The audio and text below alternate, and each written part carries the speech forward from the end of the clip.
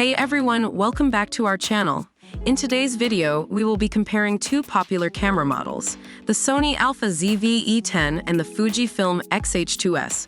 We'll dive into their features and capabilities to help you decide which one is the best fit for your photography needs. Before we begin, make sure to like this video, comment down below, and subscribe to our channel for more helpful content. Now let's get started. Both the Sony Alpha ZV-E10 and the Fujifilm X-H2S excel in capturing stunning images. With a large 24.2 MP APS-C Exmor CMOS sensor, the ZV-E10 delivers impressive detail and color accuracy. On the other hand, the X-H2S boasts a 26.1 megapixel X-Trans 5 stacked back-illuminated sensor, offering exceptional low-light capabilities and up to 14 stops of dynamic range. You can't go wrong with either camera when it comes to image quality.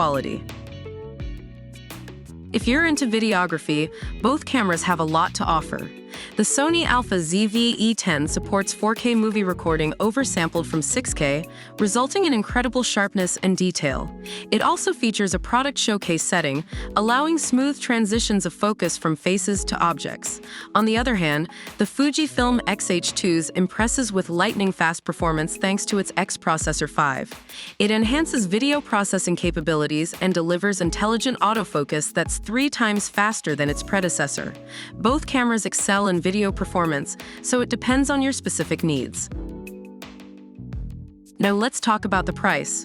The Sony Alpha ZV-E10 is priced at $798, while the Fujifilm X-H2S comes in at $2,499. Keep in mind that the prices may vary depending on the retailer and any ongoing promotions. If you have a budget constraint, the Sony Alpha ZV-E10 provides incredible value for its price, offering impressive features at a more affordable range.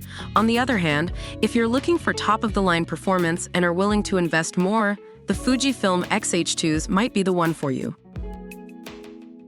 To wrap up, both the Sony Alpha ZV-E10 and the Fujifilm X-H2S are fantastic camera options, each with its own strengths.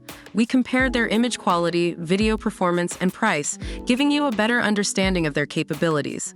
Ultimately, the choice between these two cameras depends on your specific preferences and budget. We hope this video helped you in making an informed decision.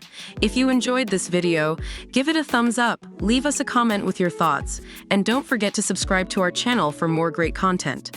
Thanks for watching, and see you in the next one.